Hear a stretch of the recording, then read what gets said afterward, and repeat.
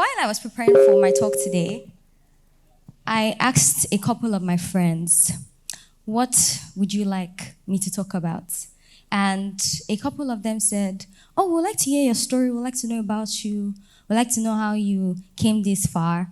And others said, okay, by others I mean one. She said, I would like you to teach me how to paint. And I'm like, how am I supposed to do that in 10 minutes?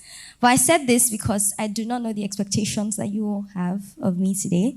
But I hope that in these few minutes that I have, I'm able to prompt you to be more creative and, utilize the passions that you all have. Today I'll be sharing with you what I title Art for Impact. And I know a lot of you will be thinking, okay, she's yet to tell us about how she has used art for impact, how she has used art to advocate. Yes, I would be talking about that a bit, but permit me to further explain my topic. So, art for impact. I am art. Therefore, every single thing I create is art. In essence, you are art. So, everything you create is what? Everything you create is what? So the question is, what makes my art different? What makes your art different? And the response to that question is impact. So I'll be coming back to this after I tell you a little bit about myself. So my journey with art began when I was 6 years old. Usually, I come back from school, I see my brother doing his thing, and I pass, do whatever I need to do. But this particular day, I saw my brother drawing. Not like that was the first time I was seeing him do that. But this day, I was curious. Please, what is this boy doing that I have not taught to do? What is he doing that is so different that he's always paying so much attention to? And that day, I was jealous of my brother. And that jealousy made me inquisitive. And so I took a pencil and a paper and I started drawing. Not like I knew what I was doing, but I just knew I wanted to do what my brother was doing. And I continued. And 14 years later, I'm standing in front of you as an artist. So what is the significance of this short story I just told you? I'm picking two words: inquisitiveness and continuity. I was inquisitive enough to pick up a pencil and a paper to draw.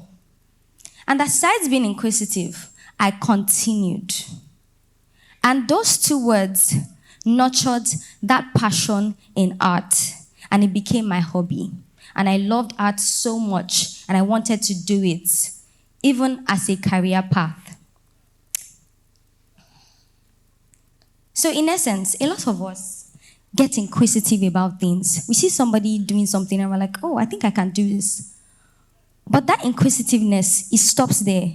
We don't try to put in the effort to, put it into practice. You see somebody doing a dance step that you think you can actually recreate, but you just think about it and you let it go.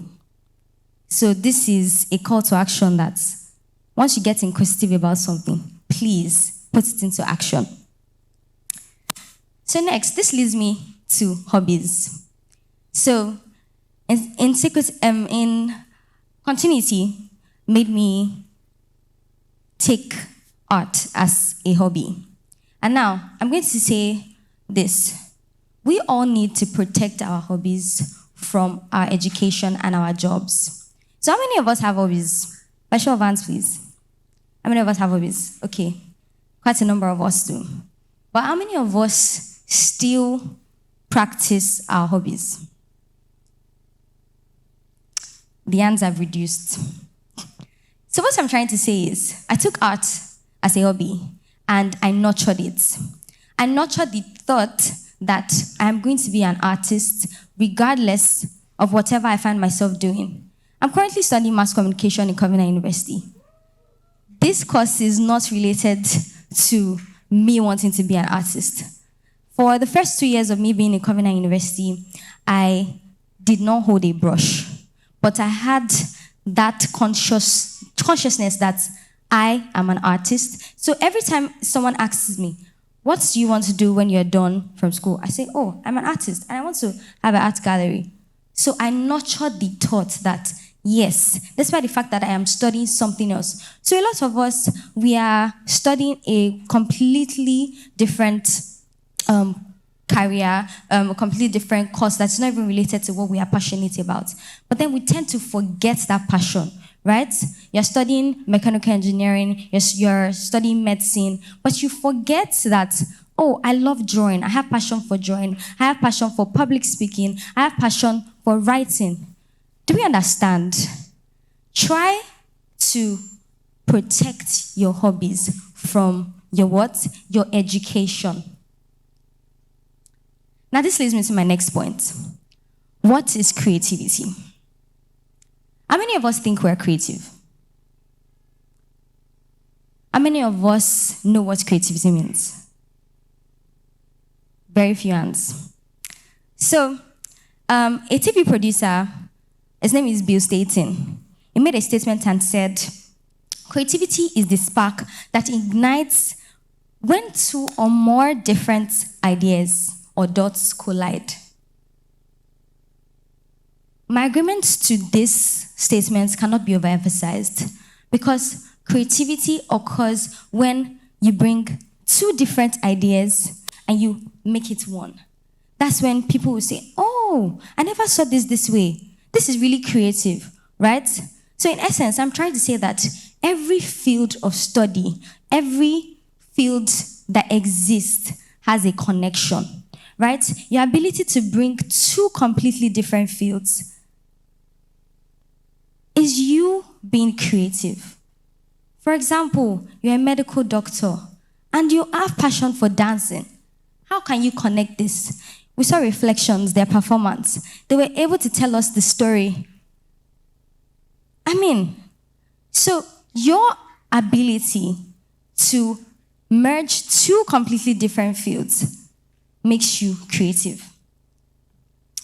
So I go back to impact. So I said, what makes my art different is impact, right? So you think about it. There's a problem that I need to solve. There's a problem, climate change, for instance, right? My journey with advocacy began when I was faced with the challenge of trying to connect art with different topics. I was presented with topics like corruption, rule of law and law of impunity, 1001 Faces of Corruption, Road to Sambisa. I was faced with these challenges, and I'm like, how am I going to use art to depict this? How am I going to merge these two fields together and make people understand, right? So my advocacy for climate change, there are a lot of people that come, they tell you, oh, climate change is this, climate change is that, and we all hear them speak and speak and speak, and we get tired of hearing the same talk all over again. And I thought to myself, what can I do differently? How can I use my passion to try to fix this problem? How can I use my passion to educate people, right? So I thought, I have passion for art. Why don't I do paintings to make people understand climate change? Why don't I do paintings to make people understand about child's rights? Why don't I create paintings to make people know more about education and the importance in our society? So I urge you today that the connection, look for that connection between what you want to fix and what you have passion for. Thank you so much.